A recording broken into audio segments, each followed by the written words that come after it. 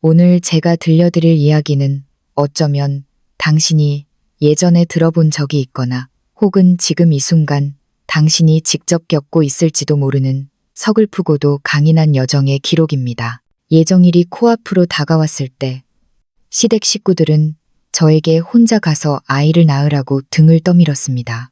남편은 택시비나 하고 찐빵이라도 하나 사 먹으라며 제 손바닥에 구겨진 배춧잎 2장, 2만 원을 쥐어주더군요. 저는 아무 말 없이 그 돈을 받아들고 얌전히 택시에 올라탔습니다. 하지만 그 택시의 목적지는 산부인과가 아닌 공항이었습니다. 그날 저녁 저는 오래된 빌라의 낡고 삐걱거리는 접이식 식탁 앞에 앉아 있었습니다.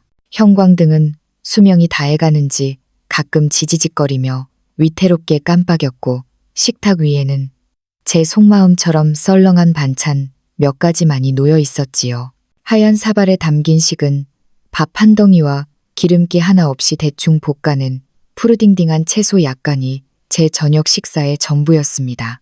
뱃속의 아이는 이제 곧 세상 밖으로 나올 준비를 마친 듯 어느덧 9개월을 꽉 채우고 있었습니다. 빵빵하게 부풀어 오른 배가 명치 끝을 압박해와서 똑바로 앉아있는 것조차 숨이 막힐 지경이었지요.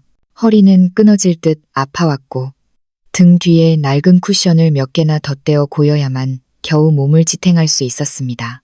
이 집, 박상훈의 집 문턱을 넘은 이후로 저는 단 한 번도 사람 대접을 받는 듯한 따뜻한 밥상을 받아본 적이 없었습니다. 특히나 아이를 가진 후부터 시어머니 최금자 씨의 눈치는 더욱 매서워졌지요. 어머니는 숟가락을 놀릴 때마다 제 배를 훑어보며 가시돋친 말을 내뱉곤 하셨습니다. 임산부가 너무 잘 먹어서 살이 찌면 나중에 애 낳을 때 고생만 하는 법이다. 옛날에는 다들 굶어가면서도 바틸하다가 애만 잘 낳았어. 그 말씀 때문인지 그 흔한 삼계탕 한 번 끓여주신 적이 없었습니다. 영양 보충을 해야 한다며 친정 엄마가 보내주신 달걀조차 저는 부엌 구석에서 몰래 삶아 숨죽이며 먹어야 했습니다. 저는 무거운 젓가락을 내려놓고 부드럽게 배를 어루만졌습니다. 그러자 아이가 제 마음을 읽기라도 한 듯 안쪽에서 툭 하고 힘차게 발길질을 하더군요. 마치 엄마 괜찮아? 힘내 라고 위로를 건네는 것만 같아 가슴 한구석이 아릿해졌습니다. 저는 퍽퍽한 밥 한 술을 억지로 삼키며 식탁 맞은편을 보았습니다. 시어머니는 소리가 들리지 않을 정도로 TV 볼륨을 높여놓은 채 예능 프로그램에 빠져 있었고 시아버지는 이미 다 읽은 신문을 거꾸로 든 채 세상 돌아가는 일에는 관심 없다는 듯 얼굴을 가리고 계셨습니다. 그리고 제 시선은 결국 고개를 쳐박고 밥을 허겁지겁 입에 밀어넣고 있는 남편 상훈 씨에게 머물렀습니다. 저는 최대한 목소리를 가다듬고 시어머니의 비위를 거스르지 않으려 조심스럽게 입을 뗐습니다. 어머니, 저 내일은 꼭 대학병원에 가봐야 할 것 같아요. 지난번에 담당 의사 선생님이 이번 주에는 꼭 태아 위치랑 제 혈압을 체크해야 한다고 하셨거든요. 혹시라도 출산 때 위험할까봐 걱정돼서요. 제 말이 끝나기가 무섭게 시어머니의 손에 들려있던 리모컨이 거실 탁자 위로 날카로운 소리를 내며 떨어졌습니다. 어머니의 눈은 순식간에 세모꼴로 치켜 올라갔습니다. 검사는 무슨 놈의 검사. 애가 때 되면 알아서 나오는 거지. 사사건건 병원 들락거리는 게 다 돈지랄 아니냐. 내가 상훈이 낳을 때는 병원은커녕 집에서 조산사 불러다 낳아도 아무 문제 없었다. 요즘 의사들은 어떻게든 겁줘서 돈 뜯어내려는 사기꾼들이야. 저는 다급하게 설명을 덧붙였습니다. 아니에요, 어머니. 요즘은 예전이랑 달라서 태아 위치가 바르지 않으면 미리 조치를 취해야 한대요. 안 그러면 정말 큰일 날 수도 있다고. 안 그러면 뭐가, 큰일은 무슨. 어머니는 제 말을 가로막으며 목소리를 한껏 높였습니다. 여자라면 누구나 애 낳을 때 목숨 거는 법이야. 유난 떨지 마라. 나 내일 아침엔 광장 댄스 하러 가야 하고 오후에는 마트 오픈런 가서 세일하는 달걀 사와야 해. 저녁엔 옆집 아주머니 입을 호청 꿰매주는 것도 도와주기로 했어. 내가 너 병원 수발들 시간이 어디 있니? 어머니의 차가운 거절에 저는 시아버지를 쳐다보았습니다. 하지만 아버지는 신문 넘기는 소리만 요란하게 낼 뿐 단 한 번도 고개를 들지 않으셨습니다. 이 집에서 시아버지는 그저 방관자일 뿐 모든 주도권은 시어머니에게 있다는 것을 저는 익히 알고 있었습니다. 마지막 희망으로 저는 상훈 씨의 소매를 조심스레 붙잡았습니다. 상훈 씨, 내일 당신이 나랑 같이 가주면 안 될까? 오전이면 다 끝난대. 검사만 받고 바로 올게. 당신 일하는데 지장 안 가게 할게. 상훈 씨는 그제야 고개를 들었는데 미간을 얼마나 찌푸렸는지 그 사이에 팔이라도 끼어 죽을 판이었습니다.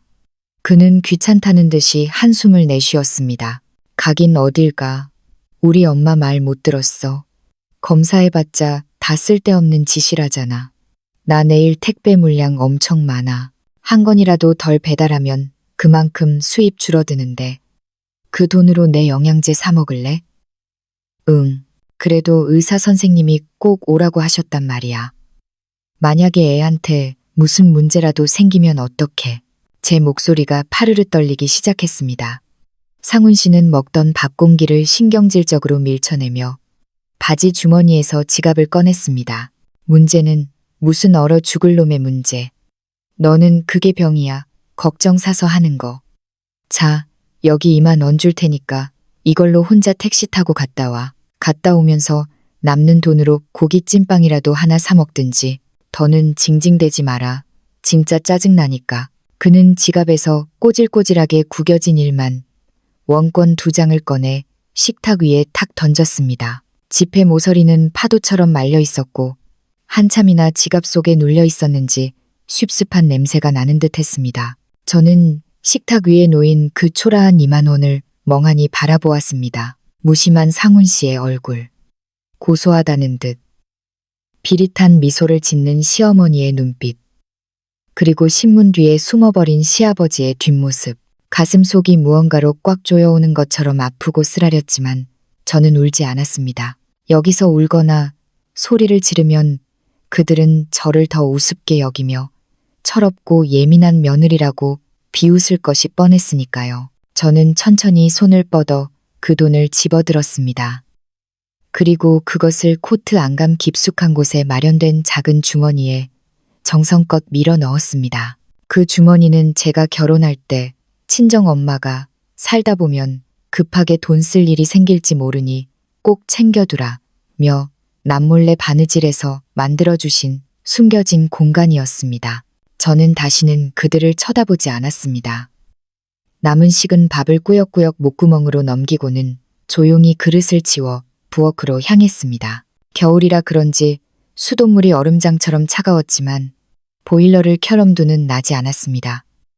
손끝이 마비될 정도로 시렸지만 저는 묵묵히 설거지를 마쳤습니다. 거실에서는 시어머니와 상훈 씨의 목소리가 들려왔습니다. 너 저 여편네 너무 오냐오냐 해주지 마라. 임신한 게 무슨 대수라고 공주 대접받으려고 저러니. 2만 원도 과해 아주. 상훈 씨는 낄낄거리며 맞장구를 쳤습니다. 그러게나 말이에요. 나중에 내가 따끔하게 한마디 할게요. 너무 유난 떨지 말라고. 저는 설거지를 마치고 거실로 나가지 않았습니다. 대신 부엌 구석에 놓인 작은 나무 의자에 앉아 가만히 배를 쓰다듬었습니다. 아가야, 미안해. 엄마가 여기서 너를 지켜줄 수 없을 것 같아. 우리 여기서 더는 무시당하지 말자. 엄마가 너 데리고 도망가 줄게. 밤 9시가 넘도록 거실의 TV 소리는 요란했지만 아무도 저를 찾거나 제 안부를 묻지 않았습니다. 저는 숨을 죽이고 기다리다가 그들이 모두 각자의 방으로 들어가 잠든 것을 확인한 후에야 살금살금 상훈 씨와 같이 쓰는 작은 방으로 들어갔습니다. 낡은 나무 침대 하나와 칠이 벗겨진 옷장뿐인 에어컨조차 없어 낡은 선풍기 한 대로 여름을 버텨야 했던 좁고 초라한 방이었습니다. 상훈 씨는 이미 대자로 뻗어 스마트폰을 보고 있었는데 이불은 혼자서 다 뭉쳐 깔고 제 몫은 남겨두지도 않았더군요.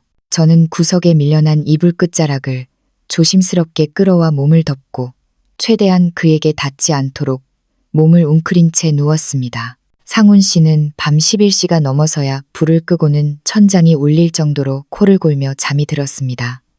어둠 속에서 저는 눈을 부릅뜬 채 천장을 바라보았습니다. 코트 주머니 속에 든 그 2만 원을 꼭 쥐자 마음속에서 결심이 더욱 단단해졌습니다. 그날 밤 저는 한숨도 자지 못했습니다. 창밖으로 희부연 새벽빛이 번지기 시작할 무렵 저는 소리 없이 침대에서 내려왔습니다. 미리 챙겨두었던 옷을 입고 며칠 전부터 조금씩 챙겨두었던 배낭을 등입했습니다. 배낭 안에는 여벌의 옷가지 몇 벌과 친정엄마가 비상금으로 몰래 챙겨주셨던 50만 원, 그리고 어제 상훈 씨가 던져준 그 2만 원이 들어있었지요. 저는 가족 중 그 누구에게도 작별 인사를 하지 않았습니다. 발끝을 세워 조심스럽게 현관문을 열고 어두운 복도를 빠져나왔습니다. 아파트 단지 안에는 벌써 새벽 시장에 가려는 노인들이 간간히 보였고 어디선가 고소한 빵 냄새가 섞인 새벽 공기가 코끝을 스쳤습니다. 단지 정문으로 천천히 걸어가자 마침 빈 택시 한 대가 다가왔습니다. 저는 다급하게 손을 흔들었습니다. 택시기사는 인상 좋은 40대 아저씨였는데 창문을 내리고는 걱정스러운 눈빛으로 저를 바라보았습니다. 댁이 몸이 많이 무거워 보이는데 어디까지 가시나? 저 앞 사거리에 바로 산부인과 있는데 거기로 모셔다 드릴까? 저는 뒷좌석 문을 열고 앉으며 조용하지만 단호하게 목적지를 말했습니다. 기사님, 죄송하지만 공항으로 가주세요. 제가 좀 급한 일이 있어서요. 기사님은 깜짝 놀라며 되물었습니다. 공항요? 아니, 출산이 내일 모레인 것 같은데 공항엔 왜 가요? 병원이 훨씬 가까운데. 저는 슬쩍 미소를 지으며 대답했습니다. 걱정 마세요. 저도 다 생각이 있어서 그러는 거니까요. 그냥 좀 빨리만 가주시면 감사하겠습니다. 기사님은 제 태도가 워낙 완강하자 더는 묻지 않고 차를 출발시켰습니다. 차가 낡은 아파트 단지를 빠져나와 큰 길로 접어들자 늘 보던 아침 메뉴판을 내거는 분식집들과 버스 정류장의 풍경들이 하나둘씩 뒤로 밀려나기 시작했습니다. 저는 제 부풀어 오른 배를 가만히 만져보았습니다. 가슴을 짓누르던 그 무거운 돌덩이가 아주 조금은 가벼워진 듯한 기분이 들었습니다. 오늘부터 제 인생은 완전히 다른 길을 걷게 될 것입니다. 택시 기사님은 백미러를 통해 뒷좌석에 앉은 저를 자꾸만 훔쳐보았습니다. 제가 이 무거운 몸을 이끌고 공항으로 향하는 것이 내심 걱정스러우신 모양이었지요. 출근 시간의 정체가 아직 다 풀리지 않은 도로는 차들로 가득 차 있었고 기사님은 차 흐름에 맞춰 서행하며 조심스럽게 입을 떼셨습니다. 세댁, 내가 오지랖 부리는 것 같아 미안하지만 배가 곧 터질 것 같은데 공항까지 1시간 넘게 가도 괜찮겠어? 혹시라도 가는 길에 신호라도 오면 큰일이잖아. 저기 코너만 돌면 바로 큰 산부인과 있는데 정말 안 가봐도 되겠어? 저는 배 위에 손을 얹고 가만히 아이를 달랬습니다.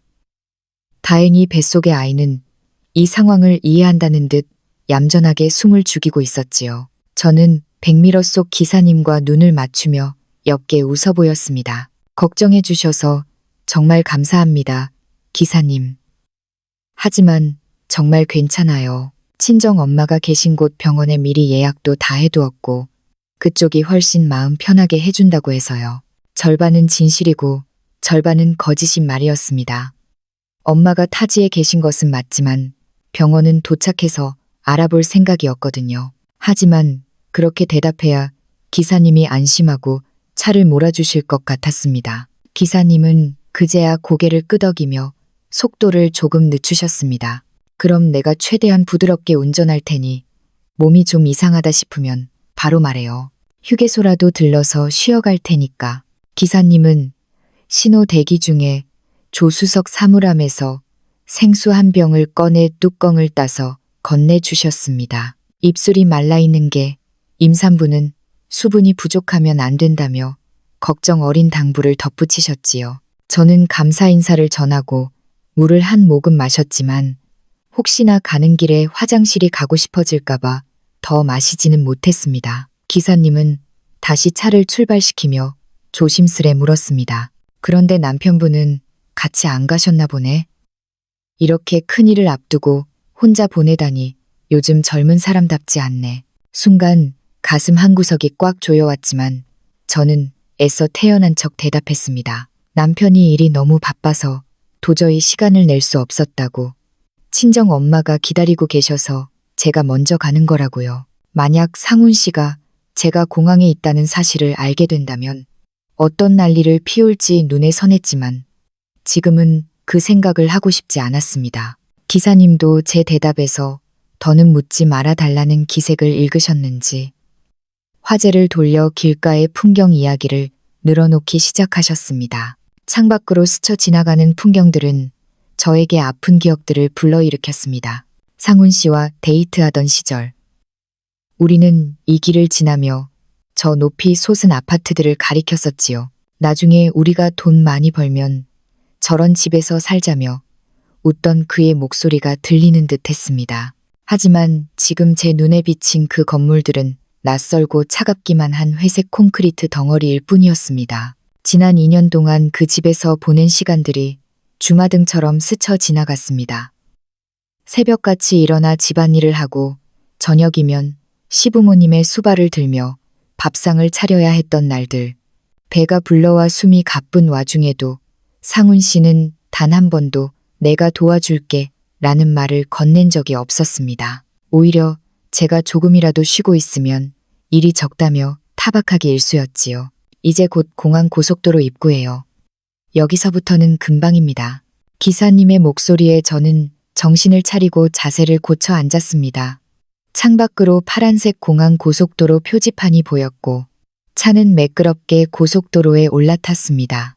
열린 창틈으로 들어오는 시원한 바람이 제 부푼 배를 감싸 안았습니다. 40분쯤 더 달렸을까요? 멀리서 하얀색의 거대한 여객터미널이 그 웅장한 모습을 드러냈습니다. 기사님은 출발층 문 앞에 차를 세워주시고는 직접 내려서 제 가벼운 배낭을 챙겨주셨습니다. 사실 제가 들기에도 충분한 무게였지만 기사님의 그 세심한 배려가 얼어붙었던 제 마음을 따뜻하게 녹여주었습니다. 저는 지갑에서 상훈 씨가 준 꼬질꼬질한 2만 원권과 비상금으로 챙겨온 5만 원권을 함께 꺼내 기사님께 내밀었습니다. 기사님, 정말 감사합니다. 얼마인가요? 기사님은 제가 내민 돈을 보고 손사래를 치셨습니다. 아니에요, 세댁. 이 2만 원이면 충분해요. 몸도 무거운 사람이 타지까지 가려면 힘들 텐데 나머지 돈은 세댁 맛있는 거 사 먹는 데 써요. 나도 마침 이 근처에서 손님 태우고 나가는 길이라 괜찮으니까. 제가 급구 돈을 더 드리려 했지만 기사님은 결국 2만 원만 받으시고는 5만 원권을 제 주머니에 다시 넣어주셨습니다. 그러고는 조심해서 가요. 도착하면 꼭 가족들한테 연락하고 모르는 거 있으면 제복 입은 직원들한테 물어봐요. 라며 끝까지 저를 챙겨주셨습니다. 멀어져가는 택시를 향해 손을 흔들며 저는 생각했습니다. 생판 남인 기사님도 이렇게 따뜻한데 가족이라는 사람들은 왜 저를 그토록 춥게 만들었을까요? 터미널 안으로 들어서자 여행 가방을 끄는 사람들로 활기가 넘쳤습니다. 저는 잠시 의자에 앉아 숨을 골랐습니다. 조금만 걸어도 다리가 붓고 배가 당겨왔거든요. 10분쯤 쉬었을까요? 저는 떨리는 마음으로 항공사 카운터로 향했습니다. 혼자 비행기를 타는 것은 처음이었습니다. 늘 상훈 씨 뒤에서 시키는 대로만 했었는데 이제는 모든 것을 저 스스로 결정해야 했습니다. 가장 빨리 부산으로 가는 비행기 표가 있을까요? 직원분은 제 배를 보더니 친절하게 가장 빠른 항공편을 안내해 주었습니다. 앞 좌석이 비어 있으니 그쪽으로 배정해 주겠다며 이동하기 편하게 배려해 주기도 했지요. 보안 검색대를 지날 때까지 모든 일이 순조롭게 풀리는 것을 보며 저는 제 선택이 결코 틀리지 않았음을 확신했습니다. 그때 주머니 속에 휴대폰이 진동했습니다. 확인해보니 상훈 씨였습니다. 너 어디야? 엄마가 아침 식탁에 너 없다고 난리셔.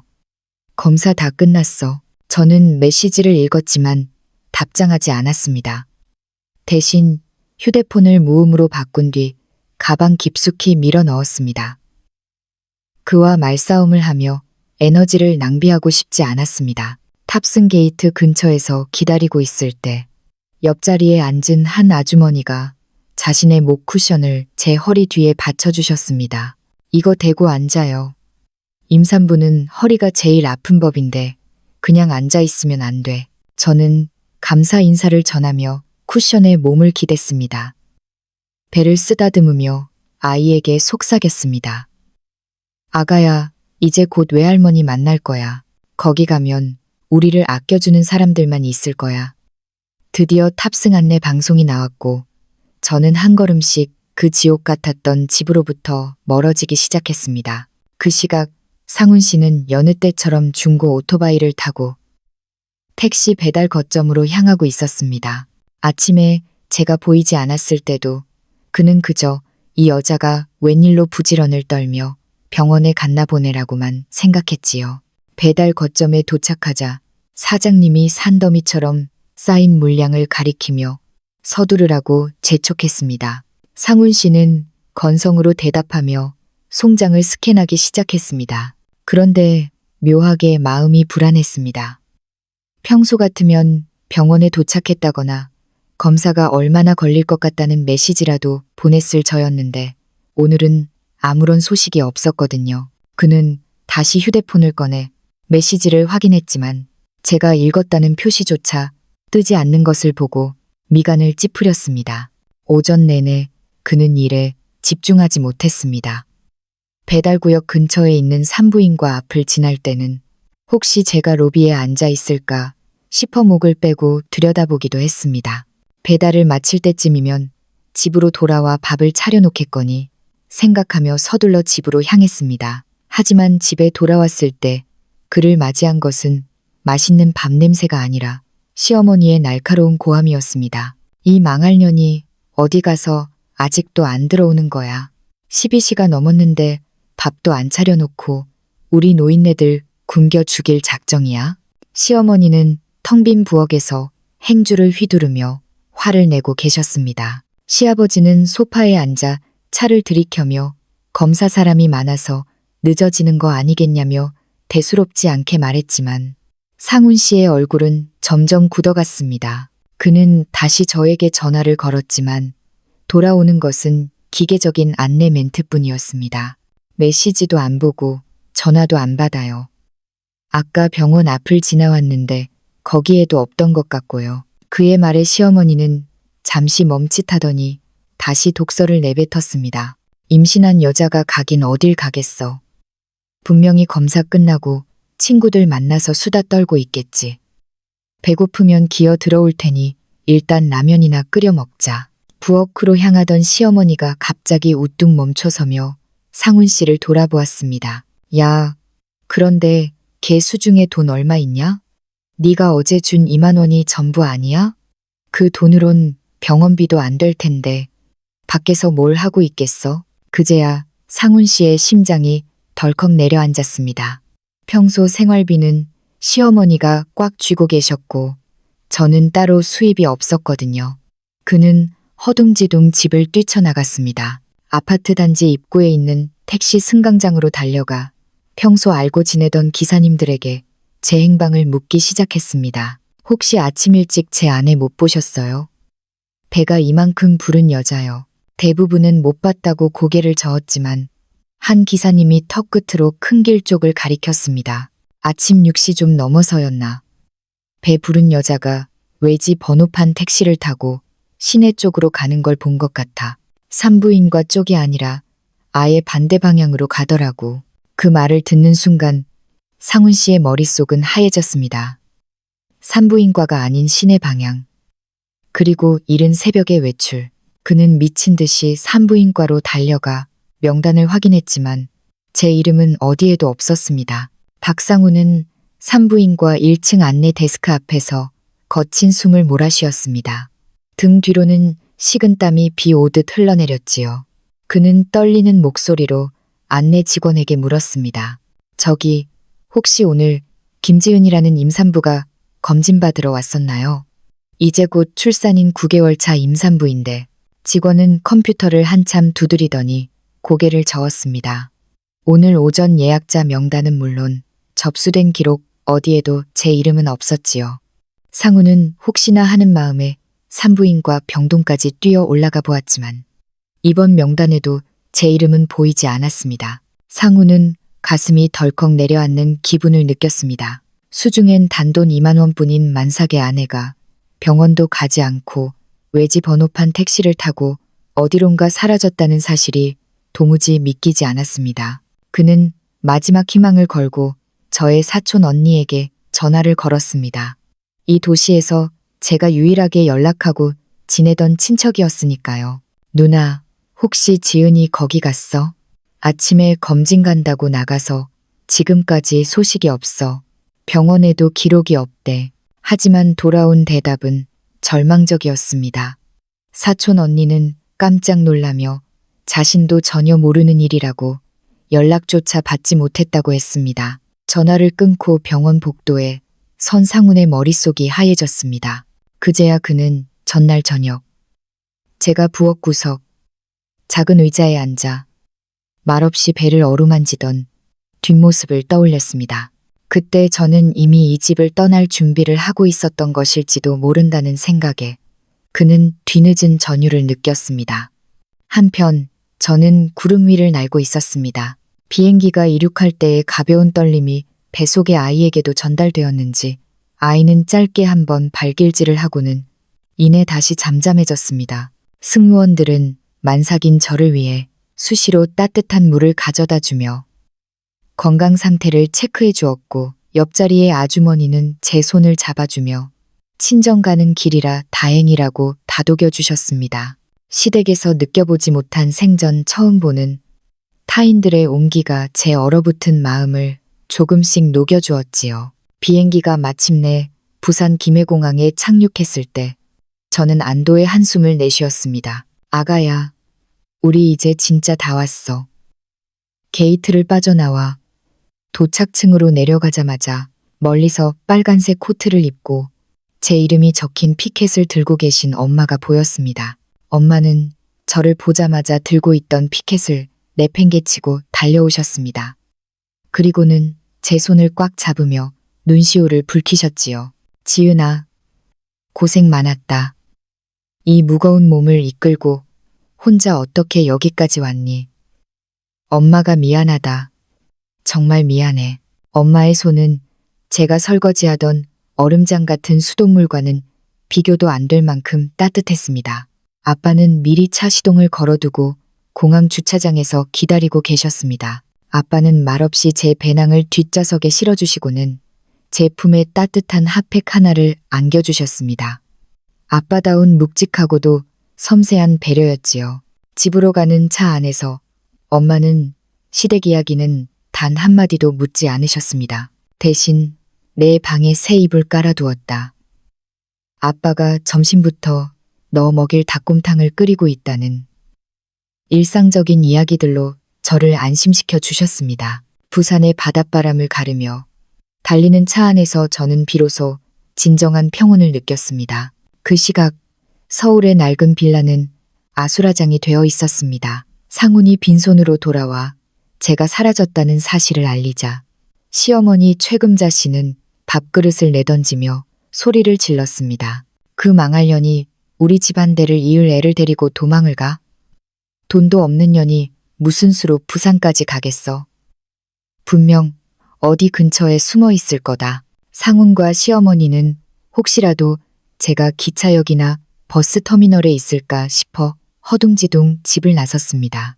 서울역 대합실을 이 잡듯 뒤지며 제 이름을 크게 부르던 시어머니는 지나가던 사람들의 눈총을 샀지만 아랑곳하지 않았습니다. 지은아, 김지은, 너 거기 숨어 있는 거 다 안다. 당장 나와서 사죄하지 못해. 보다 못한 역 직원이 공공장소에서 소란을 피우지 말라고 제지하자 시어머니는 오히려 며느리가 손주를 데리고 도망갔다며 적반하장으로 대들었습니다. 하지만 그 어디에도 제 흔적은 없었습니다. 상우는 휴대폰 배터리가 바닥을 보일 때까지 저에게 메시지를 보내고 전화를 걸었지만 이미 저는 그를 차단한 뒤였지요. 엎친 데 덮친 격으로 상훈에게는 또 다른 불행이 닥쳐왔습니다. 아내를 찾느라 무단결근을 하고 업무 중에도 정신을 놓고 실수를 연발하자 택배 영업소 소장님이 폭발한 것이었습니다. 고객들의 항의 전화가 빗발치고 오배송 사고까지 터지자 소장님은 상훈의 앞마당에 그의 짐을 내던졌습니다. 상훈 씨, 오늘부로 그만두세요. 가정사가 복잡한 건 알겠는데 일까지 이렇게 엉망으로 하면 우리도 어쩔 수 없습니다. 내일부터 나오지 마세요. 상우는 길바닥에 주저앉아 머리를 감싸 쥐었습니다. 월 600만 원 남짓하던 집안의 유일한 수입원이 끊기는 순간이었습니다.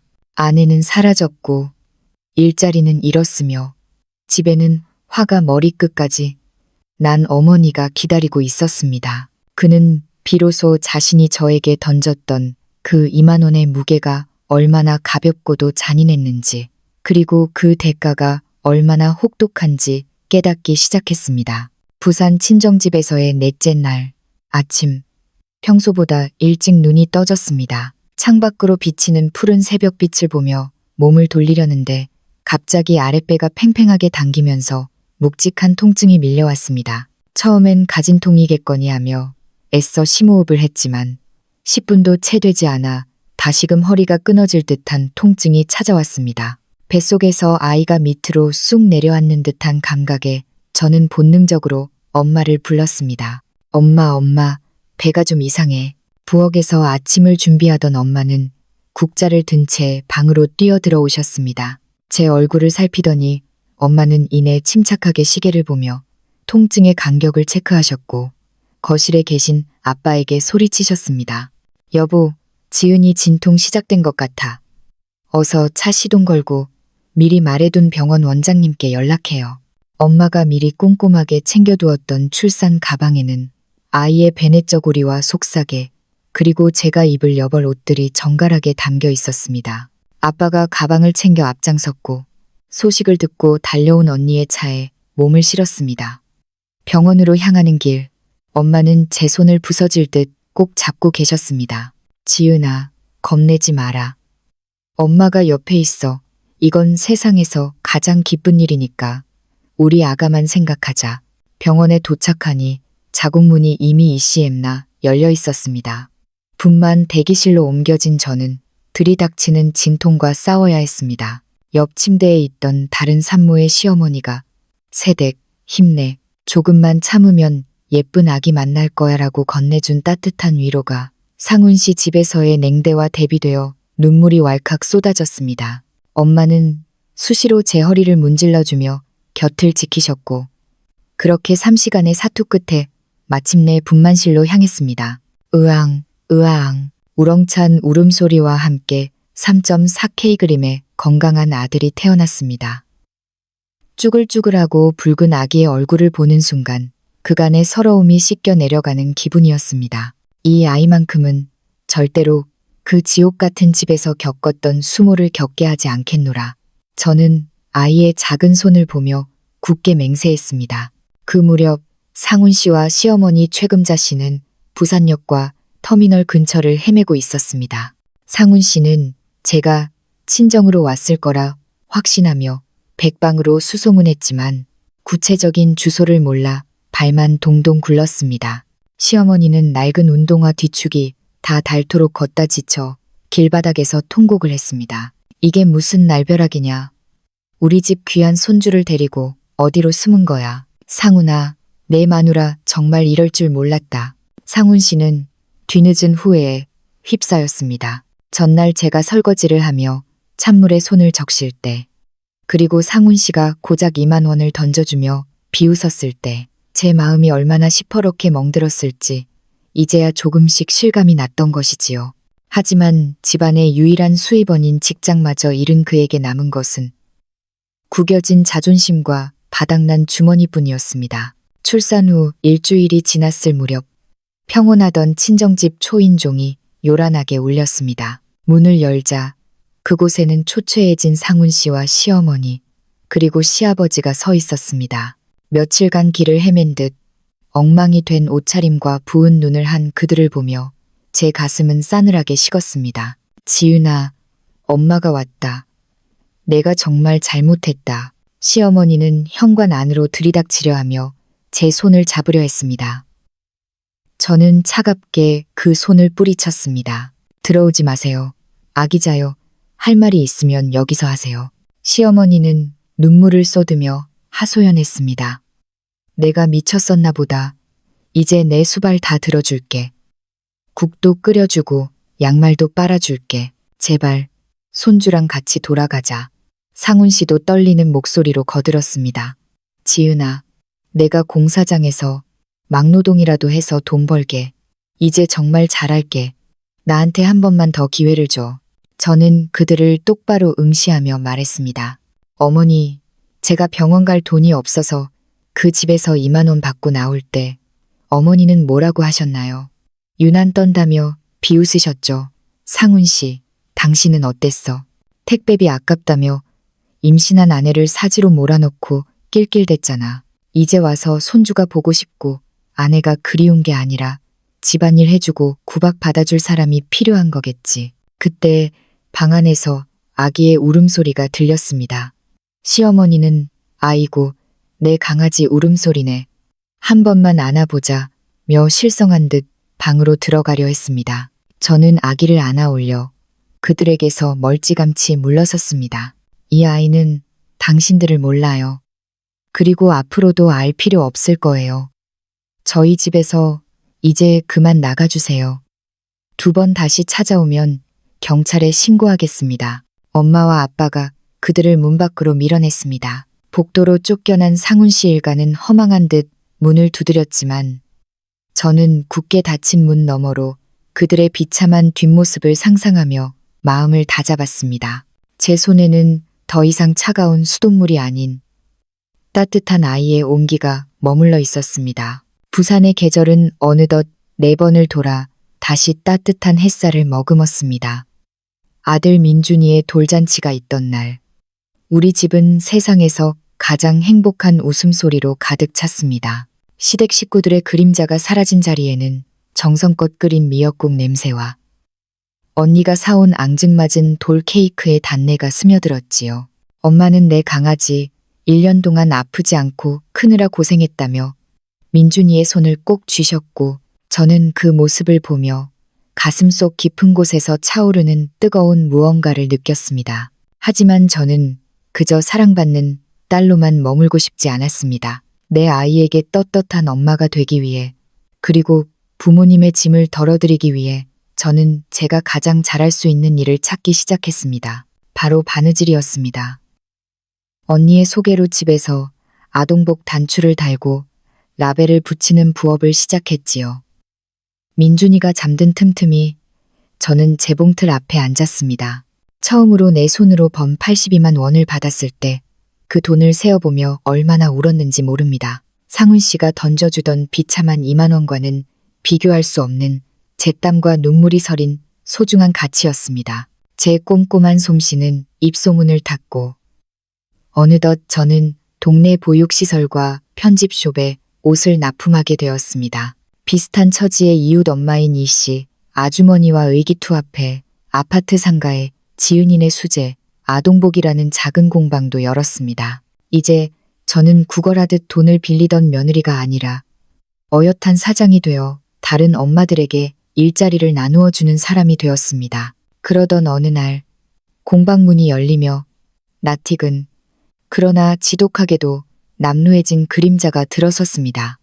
상훈 씨였습니다. 그는 공사장에서 사고로 다리를 다쳤는지 지팡이에 몸을 의지하고 있었고 그 곁에는 예전의 기세등등함은 온데간데 없이 폭삭 늙어버린 시어머니가 서 있었습니다. 지은아, 상훈이가 수술을 해야 하는데 돈이 한 푼도 없다. 제발 한 번만 살려다오. 우리가 죽을 죄를 지었다. 시어머니는 공방 바닥에 주저앉아 제 바짓가랑이를 붙잡았습니다. 지나가던 이웃들이 수군거리기 시작했지요. 저는 천천히 서랍장 깊숙한 곳에서 낡은 종이 한 장을 꺼냈습니다. 그것은 1년 전 제가 홀로 산부인과에 갔을 때 받았던 보호자 동반 요망이라 적힌 진료 확인서였습니다. 기억나세요? 제가 이 종이를 들고 같이 병원 가달라고 했을 때 당신들이 저한테 던져준 게 2만 원이었어요. 그때 저는 이미 당신들을 제 인생에서 지웠습니다. 지금 상훈 씨 다리가 부러진 게 제 탓인가요? 아니요. 그건 당신들이 뿌린 대로 거두는 거예요. 저는 차갑게 그들의 손을 뿌리쳤습니다. 예전 같았으면 미안함에 마음이 약해졌을지도 모르지만 지금 제 뒤에는 지켜야 할 아들과 저를 믿어주는 가족들이 있었습니다. 결국 그들은 동네 사람들의 따가운 눈총을 받으며 쫓겨나듯 사라졌습니다. 들리는 소문에 의하면 상훈 씨는 다리가 완치되지 않아 평생을 절룩거려야 하고 시댁은 빚더미에 올라 하루하루가 지옥 같다고 하더군요. 이제 저는 민준이의 손을 잡고 부산의 푸른 바닷가를 걷습니다. 세상의 모든 엄마들에게 전하고 싶습니다. 누구를 위해, 무엇을 위해 참지 마세요. 당신을 존중하지 않는 사람에게 매달리는 것은 가족이라는 이름의 감옥에 스스로 갇히는 일일 뿐입니다. 저를 공항으로 이끌었던 그 절박했던 2만 원은 이제 제 인생에서 가장 값진 독립 자금이 되었습니다. 엄마, 바다 예쁘다. 아들의 부름에 저는 활짝 웃어 보입니다. 저는 이제 압니다. 제 삶의 주인은 저 자신이며 내 아이를 지킬 수 있는 가장 큰 힘은 타인의 자비가 아니라 바로 제 자신의 강인함이라는 사실을요. 지옥 같은 겨울을 지나 저는 드디어 저만의 찬란한 봄을 맞이했습니다.